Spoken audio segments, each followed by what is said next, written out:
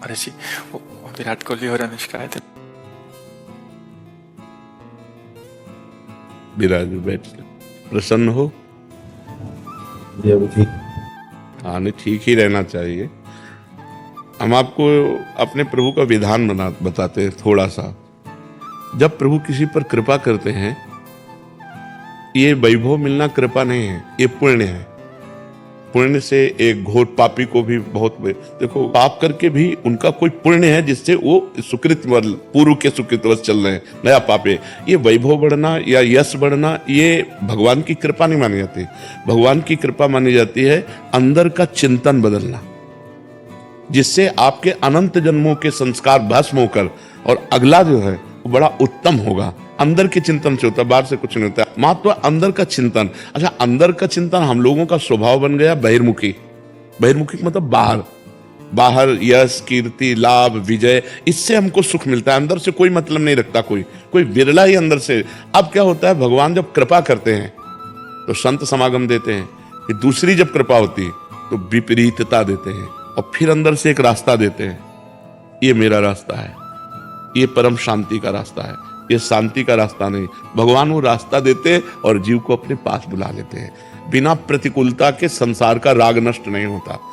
किसी को भी वैराग्य होता है तो संसार की प्रतिकूलता देखकर वैराग्य होता है। सब कुछ हमारे अनुकूल है तो हम आनंदित होकर उसका भोग करते हैं। जब हमारे ऊपर प्रतिकूलता आती है तब ठेस पहुंचती है कि इतना झूठा संसार, तो अंदर से भगवान रास्ता देते हैं, ये सही है। भगवान बिना प्रतिकूलता के इस संसार को छुड़ाने का कोई भी औषधि नहीं रखी। आज तक जितने बड़े महापुरुष हुए हैं, जिनका जीवन बदला है, उनको प्रतिकूलता का दर्शन करके बदला है। तो कभी प्रतिकूलता आए तो उस समय आनंदित हो कि मेरे ऊपर अब भगवान की कृपा हो रही है, कि मुझे सतमार्ग में चलने की प्रेरणा मिल रही है। अगर सतमार्ग छूटा हो, ये सब तो एक सेकंड के लिए आप विचार कीजिए। अब अपना सुधार कर लो, अपने जीवन को सत्य में ले आओ, तो अगला जो होगा वो बहुत जोर का होगा। चाहे जन्म हो तो श्रीवान, कुलवान, धनवान, वैभव संपन्न ऐसे, और भक्ति की अनुकूलता, भक्ति की अनुकूलता। खास बात श्रीवान, धनवान, कुलवान नहीं, खास बात भक्ति की अनुकूलता। अगर इस जन्म में भगवत प्राप्ति नहीं हुई तो भगवान श्री कृष्ण ने गीता में कहा है कि मेरे भक्त का नाश नहीं होता। मैं कुलवान, धनवान, श्रीवानों के कुल में जन्म देता हूं और फिर पुनः भक्ति का माहौल देता हूं, और पूर्व का जो भजन छूटा हुआ वहीं से उसको। अब बिल्कुल ऐसे ही रहो जैसे रह रहे हो, बिल्कुल संसारिक बन करके रहो, लेकिन अंदर का चिंतन आपका बदल जाए। अंदर के चिंतन में आपकी यश की भावना न रह जाए, अंदर के चिंतन में आपको धन बढ़ाने की भावना न रह जाए। अंदर का चिंतन हो जाए, प्रभु बहुत जन्म व्यतीत हो गए, अब एक बार आपसे मिलना चाहती हूँ, एक बार आपसे मिलना चाहते हैं प्रभु, मुझे आप चाहिए, अब संसार नहीं। तो बात बन जाएगी, तो बात बन जाएगी। तो इसलिए आनंद पूर्वक भगवान का नाम जप करो, बिल्कुल चिंता मत करो। बाबा, क्या नाम जप से हो जाएगा पूरा? ये हम अपने जीवन का अनुभव बताते हैं। सांख्य योग और अष्टांग योग और कर्मयोग और भक्ति योग, चारों योगों में प्रवेश रहा है। पहले हम सन्यासी रहे हैं 20 वर्ष सन्यासी रहे काशी विश्वनाथ जी। तो हम सांख्य योग, अष्टांग योग, जो अष्टांग योग है ना, अष्टांग योग, कर्मयोग, इन तीनों को अच्छी प्रकार जान करके और फिर भक्ति योग में आए हैं। स्वयं भगवान शंकर से बढ़कर कोई ज्ञानी तो नहीं ना, सनकादि से बढ़कर कोई ज्ञानी नहीं। वो हरिश शरणम सनकादि हर समय जपते रहते हैं। भगवान शिव राम राम राम राम राम राम जपते रहते हैं। हम वृंदावनवासी प्रिया प्रीतम के उपासी, तो जो राम में राह है वही राह है, जो धा है ये रस देने वाली वस्तु है। तो हम राधा राधा राधा राधा, मतलब आप ये समझो कि हमारी इतनी तार्किक बुद्धि रही, हमारी श्रद्धालु बुद्धि नहीं रही। सन्यासी की जो बुद्धि होती है वो तर्क प्रधान होती, कसौटी पर कसने पर। तो हम केवल भावुकता में राधा राधा का प्रचार नहीं कह रहे कि हमने सुना और ऐसे ग्रंथों में पढ़ा, ऐसे कह रहे, स्वयं स्वाद लेके कह रहे और विश्वास के साथ कह रहे कि यदि आप राधा राधा जपते हो तो इसी जन्म में भगवत प्राप्ति हो जाएगी, इसी जन्म में। जैसे किसी से कहा जाए कि तुम सत्य बोलो, मंदिर में चढ़ के बोलो, तो हम मंदिर में नहीं, हम वृंदावन में बैठे हैं। करोड़ों मंदिर इसकी समानता नहीं कर सकते, भगवान का परम धाम है। अगर राधा राधा नाम चल रहा है तो इसी जन्म में भगवत प्राप्ति हो जाएगी। हमारी आखिरी श्वास यदि राधा, तो मुझे श्री जी की प्राप्ति, भगवान की प्राप्ति हो जाएगी। इसमें कोई संशय नहीं, और किसी साधनों की कोई आवश्यकता नहीं। आप केवल अंदर ही अंदर चलाइए और लिखिए। देखो, हम जो कह रहे हैं उसको समझो। बहुत अधिक नाम जपने की हमें चेष्टा नहीं करनी, कम संख्या हो लेकिन मन लगा करके हो। जैसे हम अब देखो, आप लिखो राधा, अपने दिमाग में लिखो, खुले नेत्र लिखो, या बाहर बाहर देखो, दिखाई दे रहा है राधा लिखा हुआ, वही कान में सुनो राधा, वही अंदर उठाओ राधा, ये तीनों का एकाकार हो जाए तो ये करोड़ों नाम जप के बराबर है। देखो, जैसे हम बोला राधा, ऐसे हम 1000 राधा नाम बोले तो हम बोला राधा, ये उपांशु है, इसे उपांशु कहते हैं। राधा राधा राधा राधा 1000 बार, ये उपांशु हुआ। अब ये ऐसे उपांशु हम 10,000 बार जप करें, अंदर देखते हुए बोले राधा, उपांशु 10,000 बार नाम जप करने का फल एक बार मानसिक में है। इतना बड़ा फल है ये। ऐसे राधा राधा राधा चल रहा है, नेत्रों से हम उसे देख रहे हैं, कानों से उसे सुन रहे हैं। आप देखना कि अगर मन भगेगा तो आप लिख नहीं पाओगे राधा नाम, अगर लिख रहे हो तो मन भगेगा नहीं। तो चाहे 10 बार लिखो, 100 बार लिखो, लेकिन एक अभ्यास बनाओ ऐसा कि कुछ समय शांति से स्नान आदि करके बैठ गए और राधा राधा लिख रहे हैं, उसी का चिंतन कर रहे हैं। इसे अपना जीवन बना लो, फिर आप परिणाम में खुद देख लेना, कोई घाटे का सौदा तो है नहीं। ठीक है। राधे राधे महाराज जी, आपके चरणों में दंडवत प्रणाम। गुरुदेव भगवान, श्रीमद् भगवत गीता में भगवान श्री कृष्ण कहते हैं कि काम, क्रोध और लोभ ये 3 प्रकार के नरक के दरवाजे जीवात्मा त्रिविधम नरकस्येदं द्वारम नाशम महात्मनः कामः क्रोधः तथा लोभः तस्मात् दैत्यं त्यजेत्। महाराज जी, इन तीनों का त्याग कर देना चाहिए, परंतु इस भौतिक संसार में रहते हुए ये चीजें स्वतः ही जीवन में आ जाती हैं। महाराज जी, ऐसे में इस नरक से कैसे बाहर निकले? स्वतः विष आएगा, खा जाओगे? स्वतः विष आ गए तो खा जाओगे क्या? विवेक है, ये विष है, ये खाद्य नहीं है। स्वतः हमारे सामने अगर भोग आते हैं तो वो धर्मयुक्त हैं या अधर्मयुक्त। जैसे भगवान ने काम को नरक का द्वार बताया, तो एक जगह काम को अपना स्वरूप बताया विभूतियों में। जब भगवान विभूतियों का वर्णन करते हैं तो कहते हैं धर्मयुक्त काम मैं हूं। जैसे पानी ग्रहण किया, धर्मयुक्त पत्नी शास्त्र सम्मानित स्वीकार किया।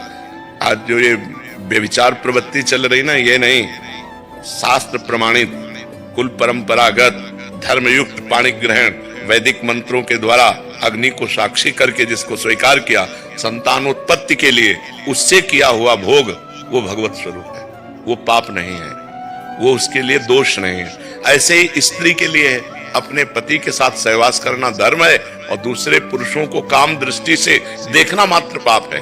पर ये बातें, कलयुग का प्रभाव कैसा चल रहा है, इतना गंदा वातावरण होता जा रहा है। पवित्रता जहां छाई रहती है वहां संशय हो रहा है, वहां आप संशय हो रहा है। ऐसे पवित्र संबंधों में ये गंदी बातें प्रवेश कर रही हैं जहां दिमाग काम नहीं करता। ऐसा कैसे हो सकता है? समाज में कितनी गंदगी फैल रही है, कितना गंदा व्यवहार हो रहा है। ये समझा ही नहीं जा रहा कि ये धर्म है। शरीर को पवित्र रखना धर्म है। जैसे स्त्री शरीर है, इसको जब तक ब्याह ना हो तब तक पवित्र रखना ये धर्म है। और फिर पति को पवित्र होकर समर्पित करना और आजीवन उस पति के अधीन रहना ये धर्म है। ऐसे पुरुष के लिए है, जब तक पाणी ग्रहण ना हो तब तक ब्रह्मचर्य रहना धर्म है। और जब अर्धांगिनी मिल जाए तो उसे प्राण के समान प्यार करते हुए, उसकी गलतियों को क्षमा करते हुए, उसकी मनोकामनाएं पूर्ण करते हुए, उसे धर्म के लिए उससे अनुमति लेते हुए सहज मित्रवत भाव से आजीवन पार करे। ये गृहस्थ धर्म हमारे सनातन धर्म का है। अब आज क्या हो रहा है? आज क्या हो रहा है? ये बहुत गंदी बातें हो रही हैं। आप सब नौजवान बच्चे संभलो, इससे तुम्हारा जीवन बड़ा संकटपूर्ण हो जाएगा।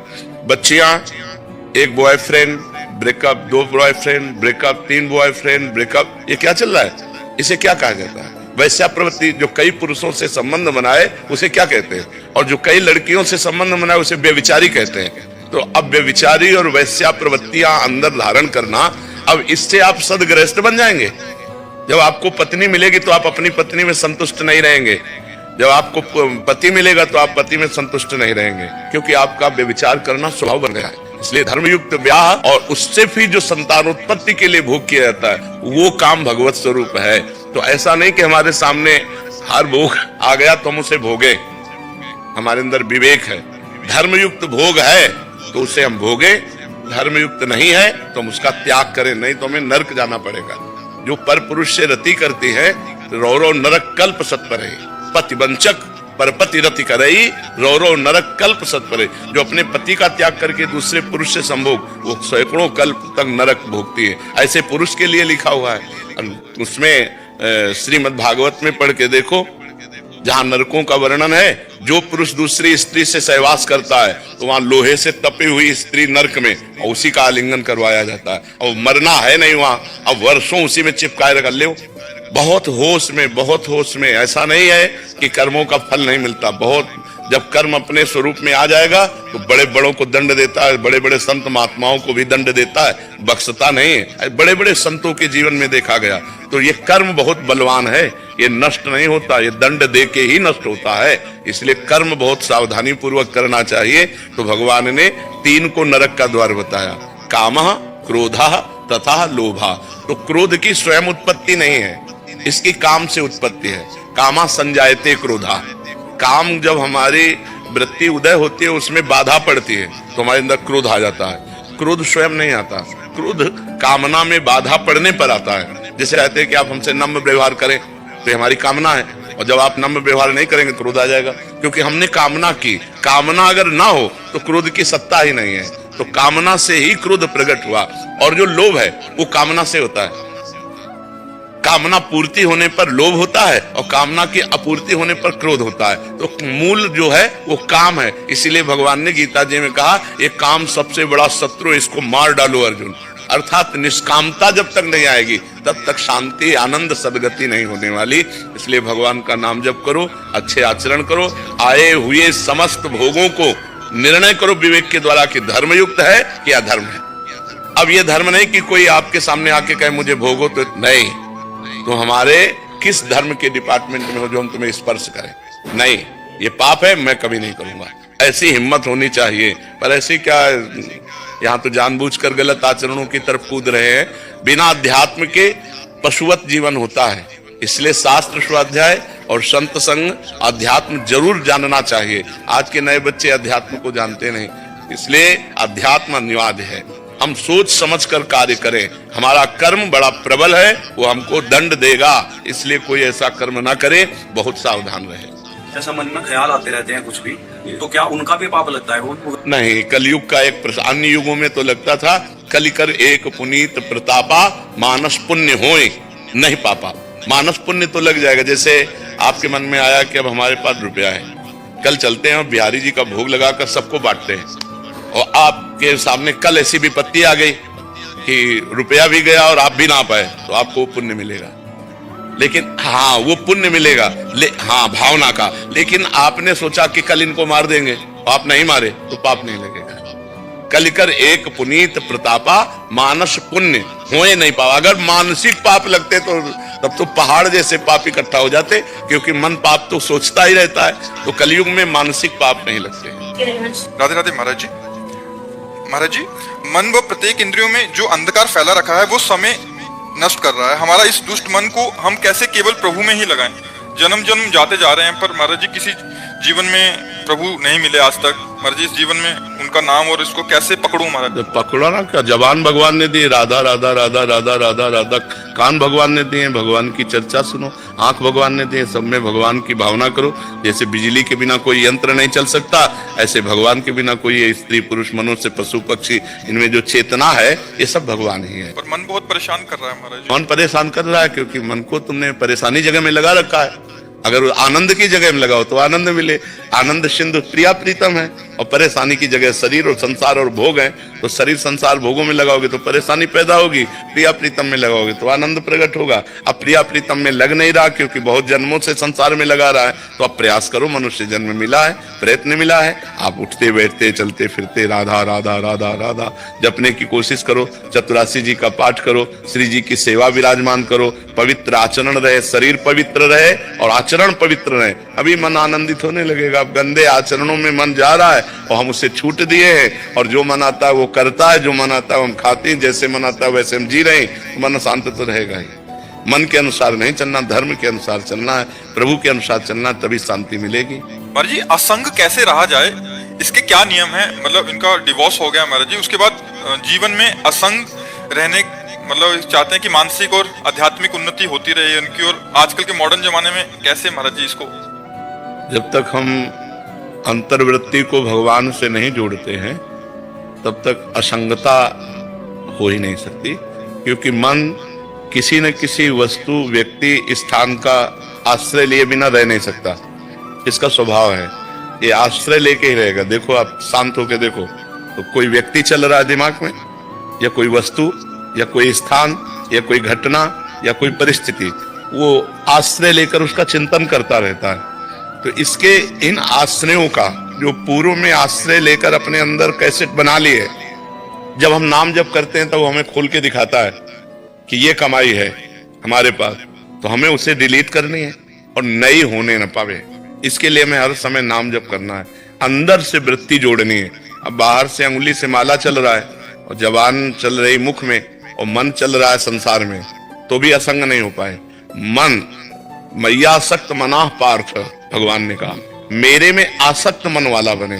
तो भगवान की जब हम लीला कथाएं सुनते हैं, जैसे भागवत का 10वां स्कंद है, हम स्वयं पढ़ें, हम खूब कानों से सुने, भगवान की लीला कथाएं सुनते हैं, भगवान का नाम जप करते हैं और भगवान के मार्ग में चलते हैं, तो हमारे अंदर एक पावर आता है, भागवतिक पावर, उससे हम असंग रहते हैं। हमें अच्छा ही नहीं लगेगा, ऐसे लगता है कि मैं अकेला हूं, कोई तो मेरा होना चाहिए, ऐसा लगता है ना, सबको लगता है। जिसके हम गोद में सर रखकर चैन से सो सके, वो केवल भगवान है। नहीं तो संसार कपटी है, ये पाए जान जगत में सब जन कपटी कुटिल कलयुगी टंच। ऊपर से क्या है, अंदर से क्या है, जान पाना बड़ा कठिन है। ऊपर से कुछ और भाषा है और दिखावा है, और अंदर से बहुत और दिखावा है। तो एक है जो भीतर और बाहर दोनों से एक है, वो भगवान है। भगवान का हम आश्रय लें, जिससे भी मिले हमारा पवित्र व्यवहार होना चाहिए, गंदा आचरण नहीं होना चाहिए। कोई हमको गाली दे तो हम सुन के सह जाएं, हम किसी को पलट के गाली ना दें, और नाम जप करें तो धीरे धीरे हमारे अंदर अध्यात्म की वो योग्यता आएगी जिसे असंगता कहते हैं। असंगो हम पुरुषा, मैं असंग हूं, यह ऐसा अनुभव होगा, क्योंकि वास्तविक हम असंग हैं। हमारा जो स्वरूप है वो असंग ही है, वो कभी पर वो स्वरूप जो है गलती कर बैठा, देह को मैं मानकर, अंतःकरण मन बुद्धि को मैं मानकर वो फंस गया। इसलिए नाम जप करो, भगवत चर्चा सुनो, सत्संग सुनो और अच्छे आचरण करो, पवित्र आचरण करो, तभी असंगता है। गलत आचरण करे और अध्यात्म की बातें करे, वो बातें केवल है, जीवन में प्रकाश नहीं होगा। अगर जीवन को उन्नतिशील बनाना है, बढ़िया सुखमय जीवन व्यतीत करना है, तो गंदे आचरणों को पहले रोको, जो पाप आचरण है उनको रोको, अच्छे आचरण करो और नाम जप करो। बाबा, इसका बल आपको नहीं, ये बल जो हमें जहां से मिला है वही खजाना तुम्हें दे रहे हैं। मान लो हम कह रहे राधा राधा जपो, भगवत चर्चा सुनो, तो इसी से तो हमें बल मिला है। जिस बल से हम टिके हुए हैं वही बल हम सबको दे रहे हैं। अगर इस बल को आप स्वीकार करें तो लंबे समय में आप खुद अनुभव करेंगे कि आपके अंदर कैसी क्षमता बढ़ रही है, आपके अंदर कैसे भाव बढ़ रहे हैं। राधे राधे महाराज जी। महाराज जी, क्या नाम जप से मनुष्य की, मतलब मेरी रजोगुण की प्रवृत्ति बदल सकती है? अरे रजोगुण की बात क्या, रजोगुण तमोगुण तो नष्ट ही हो जाएंगे और सतोगुण से ऊपर त्रिगुणातीत अवस्था प्राप्त हो जाएगी। नाम जप निरंतर जप का अभ्यास बढ़ जाए तो यल्लब्ध्वापमान सिद्धो भवति, अमृतो भवति, तृप्तो भवति। जो सिद्ध हो जाता है, जो अमृत पान कर लेता है, जो तृप्त हो जाता है, वो नाम जप। नाम जप, नाम में समझते हो बड़ी अपार सामर्थ्य नाम भगवान में विराजमान। बड़े भाग्यशाली हैं जो निरंतर नाम जपने का अभ्यास लेते हैं। और नाम जप आनंद मिले ना मिले, सुख मिले ना मिले, लाभ मिले ना मिले, इसकी कोई परवाह न करके एक ड्यूटी बाई जब करे, तब जाकर सातु दीर्घ काल निरंतर सत्कार सेवितो दृढ़ भूमि। जो दीर्घ काल तक आदर सहित नाम भगवान का निरंतर जप करता है, वो दृढ़ भूमि, वो सिद्ध हो जाता है, वो भगवत प्राप्त हो जाता है। पहले नाम जप में अभ्यास के द्वारा ध्यान लगाना सीखे।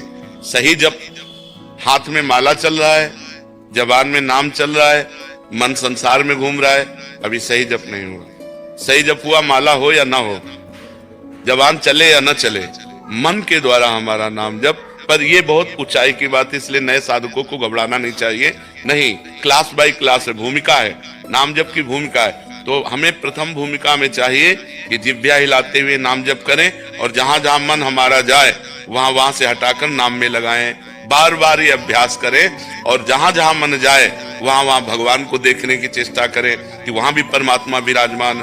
कोई भी वस्तु, कोई भी व्यक्ति, कोई भी स्थान ऐसा नहीं जहां परमात्मा न विराजमान हो। तो नाम जप करते करते दो अभ्यास करें। एक तो जहां जाए वहां से हटा के नाम में लगावें, और एक जहां जाए वहीं भगवान को देखने की चेष्टा करें, वहीं परमात्मा को देखने की चेष्टा करें। धीरे धीरे हमारा मन, ये हम नहीं कह रहे कि तुम 2 महीने में सिद्ध हो जाओगे, 4 महीने में, अभ्यास लंबा खींचना पड़ेगा, क्योंकि बहुत जन्मों का अभ्यास हमारा विषय चिंतन का है। तो जब हम नाम को ध्यान पूर्वक जपते हैं, ध्यान पूर्वक कैसे कहते हैं कि जैसे हमने कहा राधा, तो अब हमारे कान में गूंज गया राधा, हमारी आंखों के सामने लिख गया राधा, चाहे आंखें बंद हो चाहे खुली हो, कोई जबान नहीं चल रही, अंदर से राधा राधा या राम राम राम राम, ऐसे एक ध्वनि चल रही, और हम उसी ध्वनि में डूबते चले जा रहे हैं। तो जब एकाग्रता होती है नाम जप की, तो उसे ध्यान से जप कहते हैं। जब एकाग्रता टिक जाती है, घंटा 2 घंटा टिक गई, तो उसे संप्रज्ञात समाधि कहते हैं। और जब एकाग्रता उठते बैठते चलते फिरते खाते पीते सब समय बनी रहती है, एक क्षण के लिए भी नाम नहीं छूटता, तो उसे असंप्रज्ञात विचक्षणा समाधि कहते हैं। वही सिद्ध पुरुष हो गया। कबीरदास जी कहते ठाड़े बैठे परे उताना, कबीर काहे हम रहे ठिकाना। चाहे हम खड़े हैं या बैठे हैं या पड़े हैं या खा पी रहे हैं, हम ठिकाने में रहते हैं, अर्थात हर समय भगवान के चिंतन में रहते हैं। तो यदि इस प्रकार नाम जप किया जाए, तो नाम जप से त्रिगुणातीत अवस्था, समाधि, परमात्म दर्शन, लीला में प्रवेश, जो चाहे वो सब प्राप्त हो सकता है। नाम से बढ़कर कोई साधना नहीं है, नाम ही जीवन का सार है।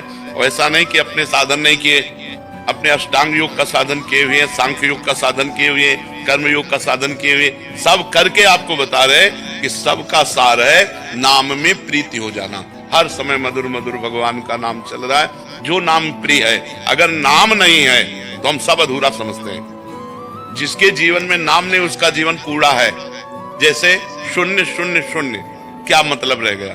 अब 1 लगाओ फिर 0 रखो तो 10, 1 0 और बढ़ा दो 100, 1 0 और बढ़ा दो 1000, वो बढ़ता चला जाएगा। एक है नाम, अगर नाम रूपी एक है तो और साधन रूपी 0 लगाते चले जाओ, महिमा बढ़ती चली जाएगी। और नाम रूपी अंक हटा दो तो 0 0 0 0, कोई उसका अर्थ नहीं रहता। इसलिए सबको नाम जप करना चाहिए।